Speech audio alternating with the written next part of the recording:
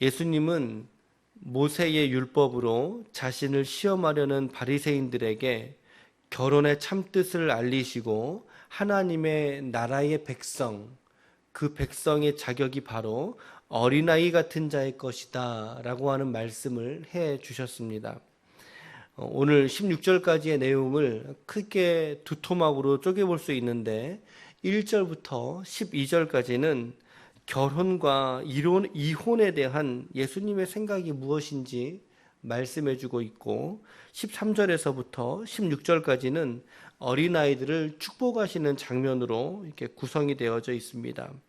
1절 말씀을 읽어보면 예수께서 거기서 떠나 유대지경 요단강 건너편으로 가시니 무리가 다시 모여들거늘 예수께서 다시 전례대로 뭐 하셨다?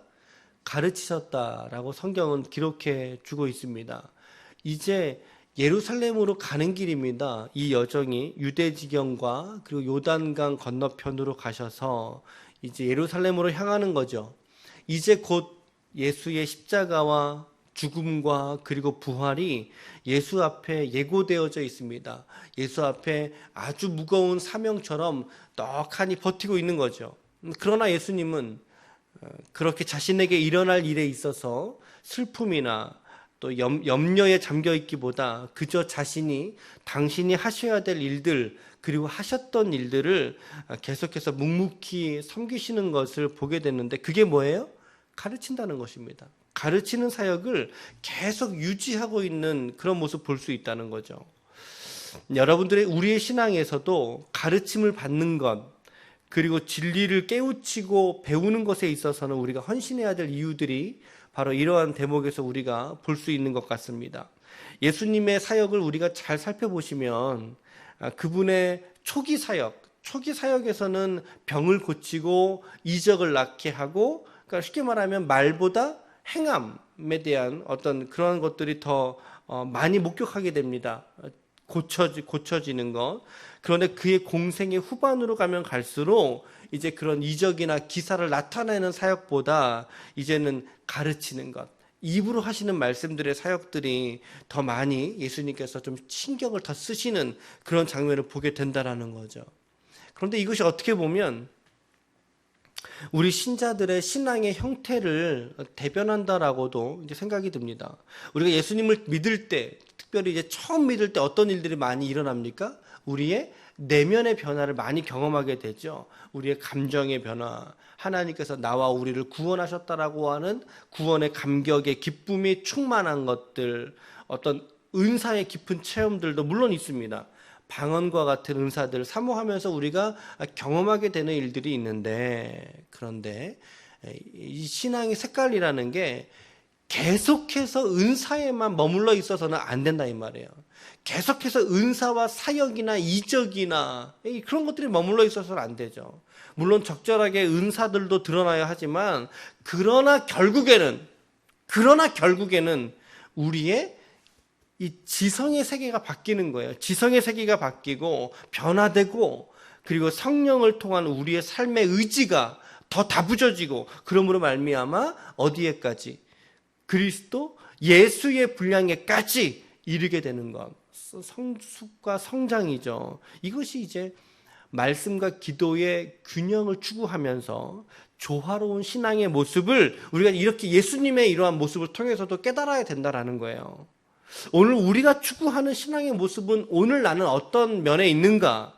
오늘 우리가 기도하면서 하나님 앞에 깨달아갈 수 있길 축복합니다. 어떠한 극단으로 치우치는 것이 아니라 때로는 중요한 이슈가 되는 시절들도 있지만 그러나 결국에는 말씀과 기도라고 하는 예수님도 가르침에 있어서는 결코 양보하지 않고 꾸준히 성실하게 가르치는 모습 보잖아요. 그런데 그런 예수 앞에 오늘 바리새인들이 또다시 찾아와서 예수를 시험하지 않습니까? 어떤 제목으로 시험하고 있어요? 2절이죠. 2절. 바리새인들이 예수께 나와 그를 시험하여 묻되 사람이 아내를 버리는 것이 옳습니까? 라고 묻고 있어요. 이거 참 잘못된 질문이라는 거 그냥 느끼시죠? 이거 아주 못된 질문이에요, 이거. 아주 의도적이고 못된 질문. 일단 아내를 버린다는 게 이게 과연 옳은 거예요? 판단의 영역입니까, 이게?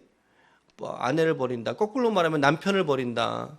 이건 게다가 바리새인들은 남편이라고도 하지 않았죠. 사람이 아내를 버린다. 그거는 남편은 사람이고 아내는 사람이 아닌 거예요.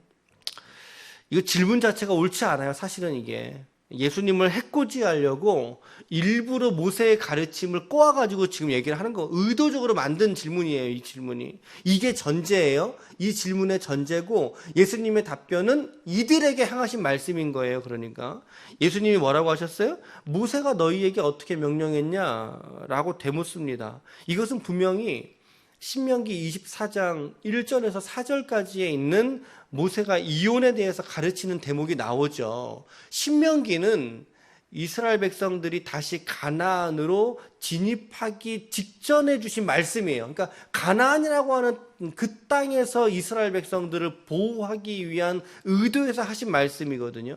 근데 그 중에 이혼에 대한 관련된 구절들이 있다는 얘기예요.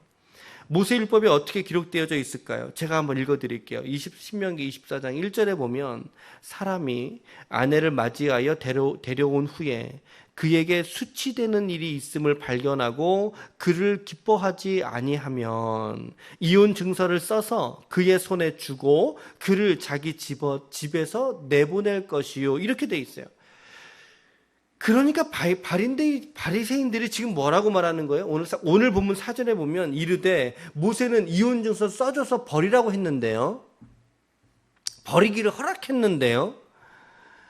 정말 못된 사람들이죠. 아주 이 모세에 대한 이 모세율법을 의도적으로 곡해한 해석이 들어간 답변을 지금 예수님께 내놓고 있는 거예요. 여러분 말씀을 아까 들었던 걸 잘 생각해 보세요. 모세가 그냥 마음에 안 들면 그래 니들 마음대로 갔다가 아내들 갖다 버려버려라 그렇게 얘기했나요?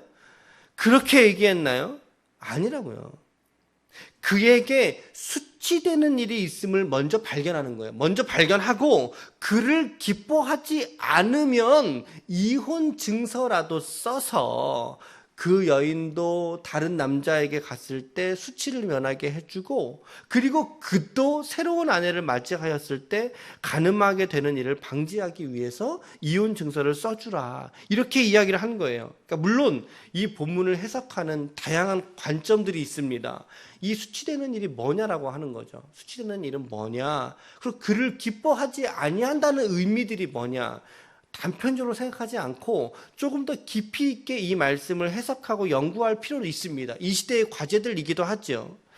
하지만 어찌됐든 모세의 말한 바는 그냥 너희들 마음에 안 들면 갖다가 버려도 돼, 그런 얘기 한 이야기는 결단코 아니라는 거죠. 여러분도 오해하시면 안 돼요.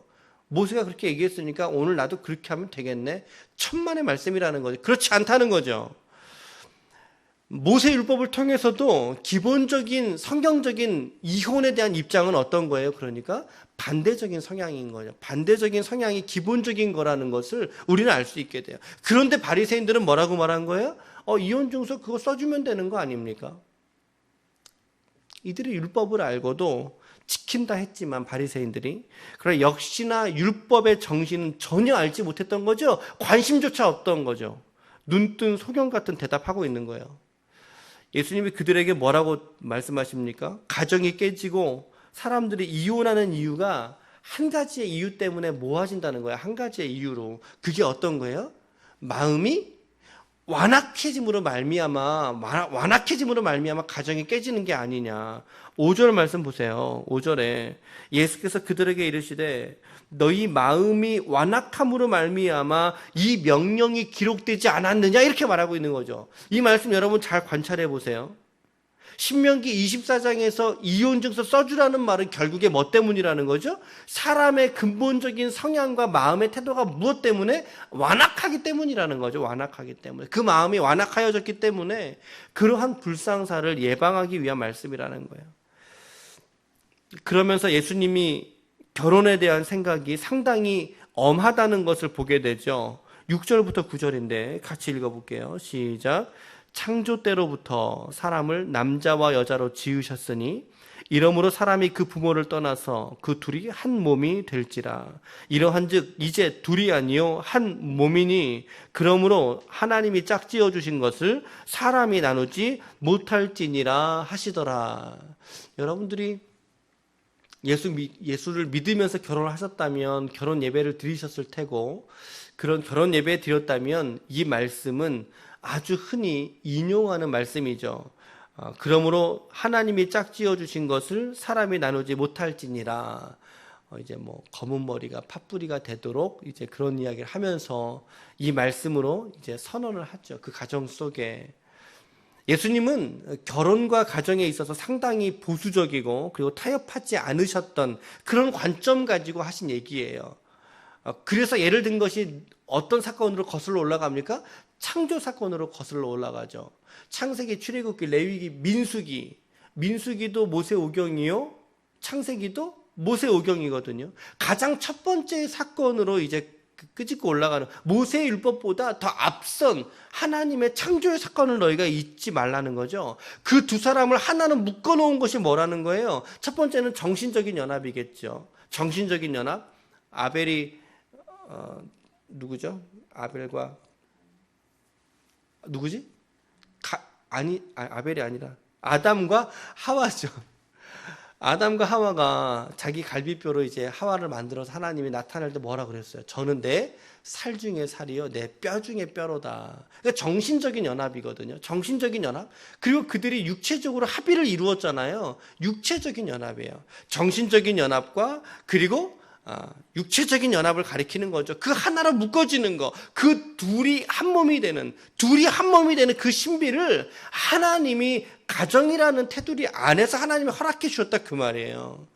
그래서 그 가정이 사람으로서는 이제 나누지 못할 것에 대해서 엄중하게 하신 말씀인 거죠. 예수님의 말씀이.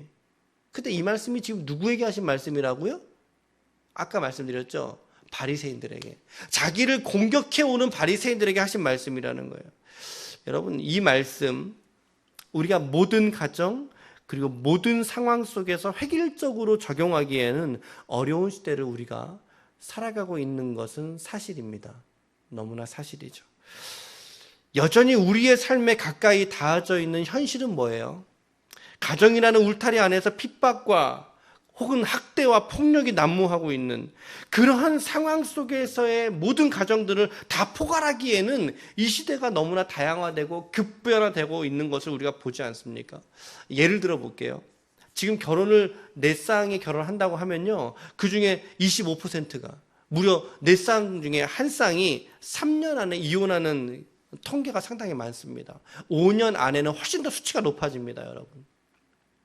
이 수치는 예수 믿는 가정이나 믿지 않는 가정이나 동일하다는 게 놀라운 거죠. 통계자를 보자면 이미 서구 사회에서는 1980년대 이전에 이미 결혼으로 끝나는 가정의 숫자가 배우자의 죽음으로 끝나는 가정의 숫자보다 더 많다, 더 그 숫자를 능가했다라고 통계가 말해주고 있어요. 우리 사회 역시 많은 가정에서 이런 상처와 아픔을 갖고 있는 분들을 우리가 적지 않게 만나게 된다는 사실이죠.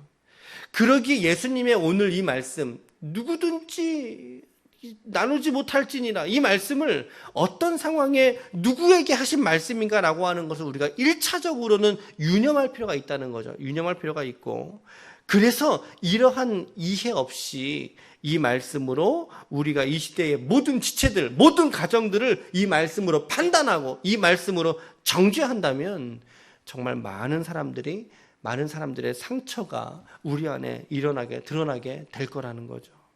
여러분, 하나님은 이혼을 싫어하십니다. 하나님은 이혼을 싫어하세요.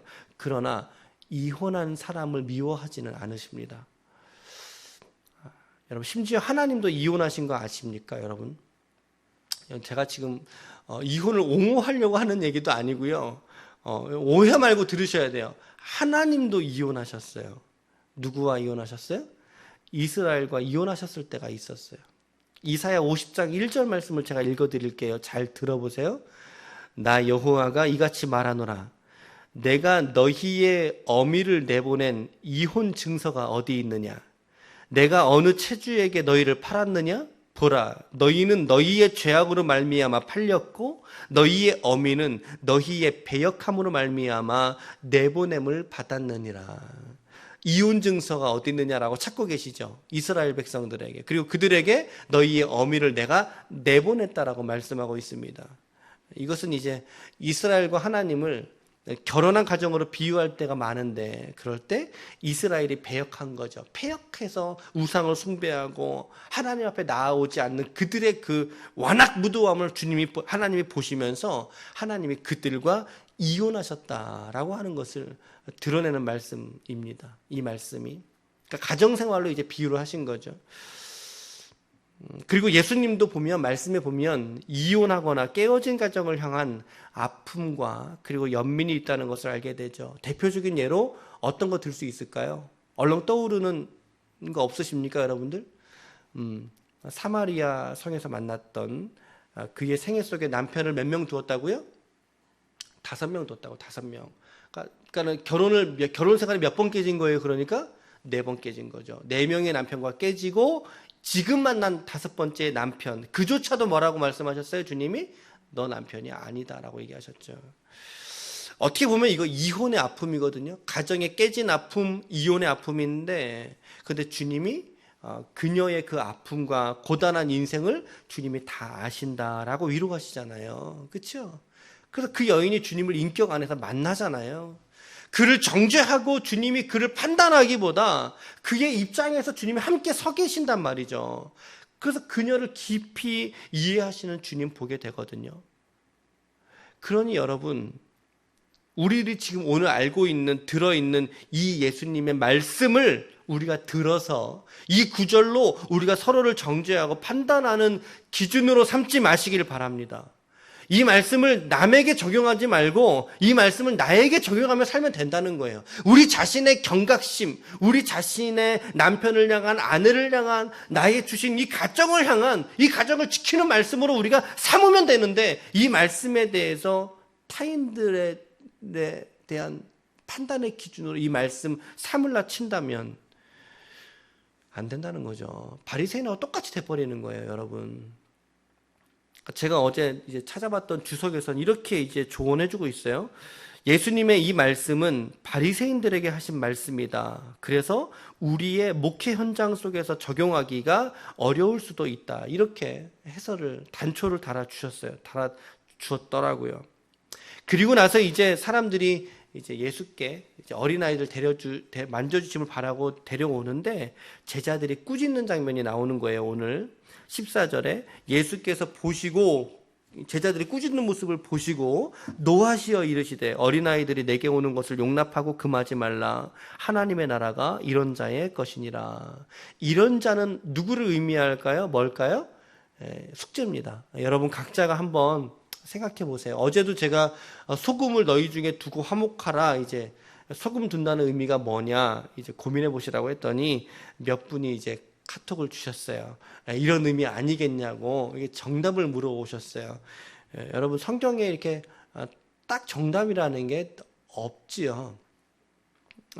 우리의 묵상의 지평을 좀 넓혀가 보자는 취지의 말씀입니다. 그러니까 여러분들이 한번 생각해 보시고, 이런 자의 것, 그리고 이런 사람은 누구를 말하고 이런 사람의 특징은 무엇인가, 그리고 그 특징과 오늘 나의 특징과 나라고 하는 존재의 특징이 얼마나 유사한가라고 하는 것들도 여러분 생각해 보시면 내가 이렇게 기도해야 되겠구나 라고 하는 것들이 깨달아지겠죠.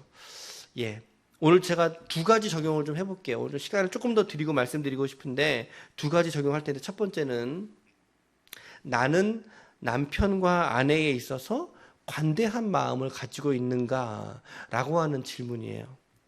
예수님이 가정에 문제가 생겼을 때 그 문제의 원인이 뭐라고 오늘 말씀하셨다고요?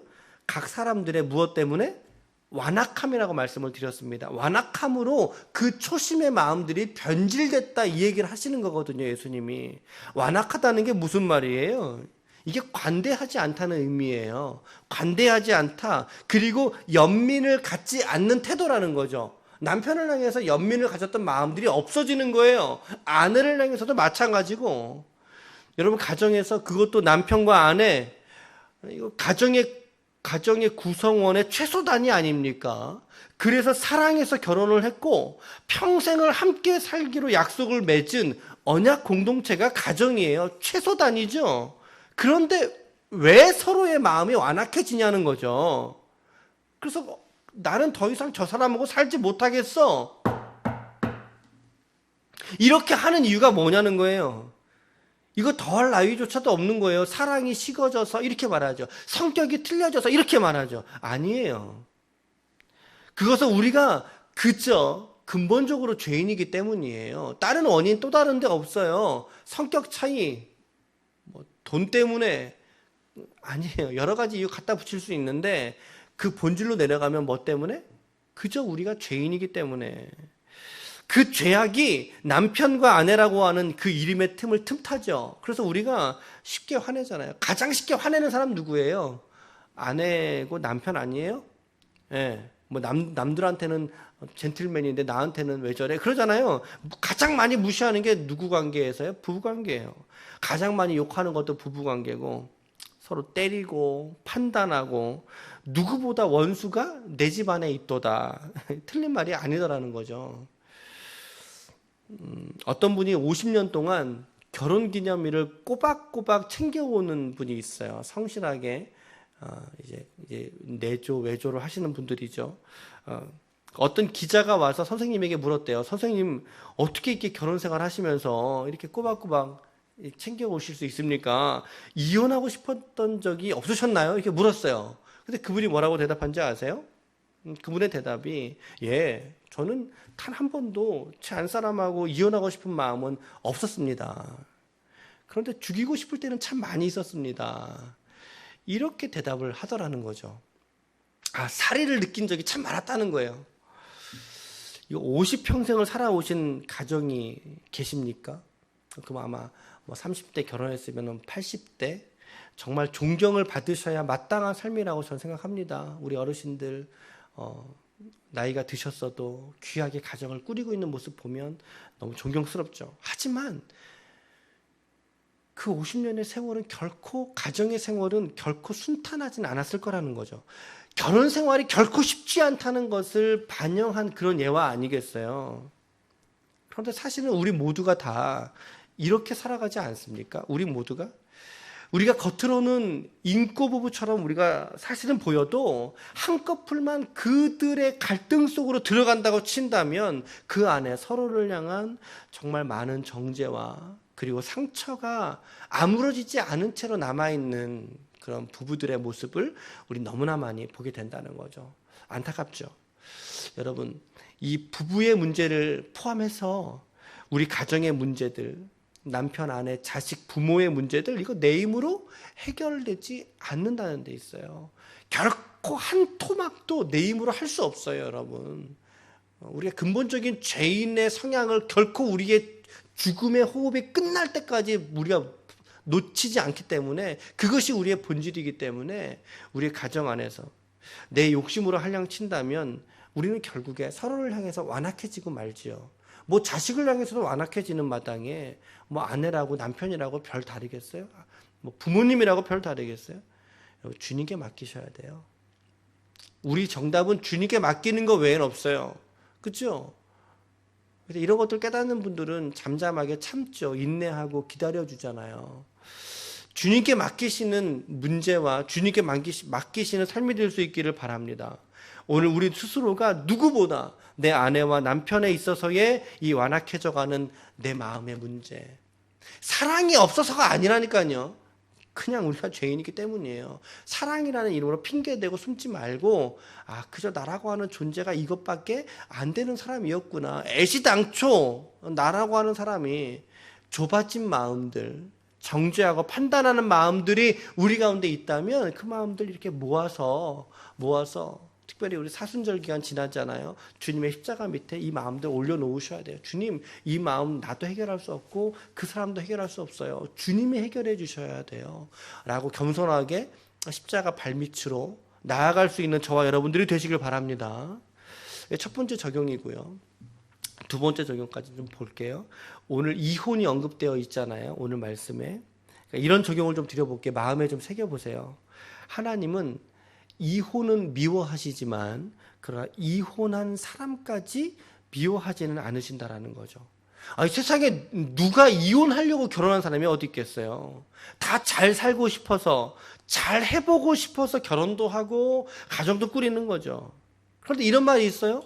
10길 물속은 알아도 한 길 사람 속은 모른다고 하잖아요. 그러니까 그런 관계성에서 살다 보니까 상대방의 민낯을 누구보다 누가 잘 알아요? 내가 잘 알아요. 내가 잘 알아요. 남편의 민낯 아내가 잘 알고, 그러면 거꾸로 아내의 민낯은 남편이 잘 알죠. 누구보다 잘 알아요. 그래서 서로 맞닥뜨리게 되잖아요. 이런 말도 있어요. 연애를 10년 한 것보다 한 달을 함께 생활한 게 훨씬 더 많이 그 사람에 대해서 알게 된다. 그러니까는 어려움이 생길 수밖에 없다는 거죠. 어려움이. 성경에는요, 이혼에 대한 사유를 몇 가지 제안하고 있어요. 이거를 말씀해주고 있는 대목이 고린도전서 7장입니다. 고린도전서 7장. 여러분 한번 찾아서 읽어보세요. 역시 숙제입니다. 숙제로 제가 드릴게요. 그런데 사도 바울의 결론도 한 가지예요. 한 가지. 뭐냐면 하나의 가치관으로서 모든 가정들을 다 판단할 수 없다는 거예요. 판단하지 말라는 말씀이거든요. 그 말씀의 그 묵상, 그 결론은, 여러분, 저는 여러분들의 가정을 판단하지 않습니다. 판단하지 않아요. 목회적으로는 관심이 있죠. 우리 지체들의 가정이 또 관계가 어떻게 되는, 목회적으로는 관심이 있지만 여러분들의 가정을 그 속에 감추어져 있는 신앙의 모습들을 저는 판단하지는 않을게요. 예, 뭐 판단할 수도 없고. 제가 사역했던 교회 중에 아내가 알코올 중독자예요. 너무 중독이 심하다 보니까 이제 남편에 대한 폭력도 있고 살림이 말이 아닌 거죠. 상담을 좀 받으시다가 결국에 이혼을 결정하게 된 경우를 보게 되었습니다. 제가 그분의 믿음을 판단할 수 있을까요? 그분이 믿음 없어서 가정이 이렇게 좀 깨졌을까요?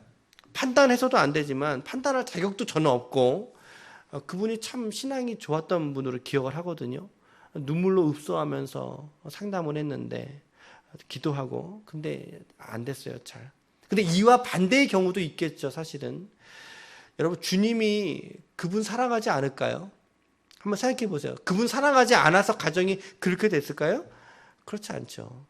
어쩌면 이 세상 그 누구보다 주님이 그분, 그 집사님 사랑하실 거예요. 5 남편을 두었던 사마리아 여인도 용납해 주셨던 예수님이에요. 가정을 창조하신 분도 하나님이세요. 그러나 그 가정을 잘 지켜내지 못한 것은 하나님이 아닌 오늘 우리들이죠. 저와 여러분들이죠. 가정 지키지 못한 책임들은 저와 여러분들에게 있을 거예요. 그러나 그런 우리의 아픈 인생조차도 오늘 주님은 귀하게 품어주신다는 사실을 여러분 잃어버리지 마시길 바랍니다. 혹시라도 여러분 중에 오늘 이혼을 생각하는 분이 계시다면 마음속에 다시 한번 생각해 보십시오. 여러분, 다시 한번 정령 안 되겠는지 다시 한번 생각해 보세요. 그리고 여러분 기도할 수 있길 바랍니다. 그리고 그것을 여러분들에게 하나님께서 이 땅에 주신 자기 부인과 제 십자가 지고 지는 그 제자의 삶, 그 성도의 삶으로 여러분들에게 주셨다라면 그 자리에서 죽으시길 바라요. 남편 앞에서 죽으십시오. 그리고 아내 앞에서 죽으십시오. 여러분들의 자식들 앞에서, 내 몸에서 난 자식들이지만 그 안에서 여러분 죽으십시오.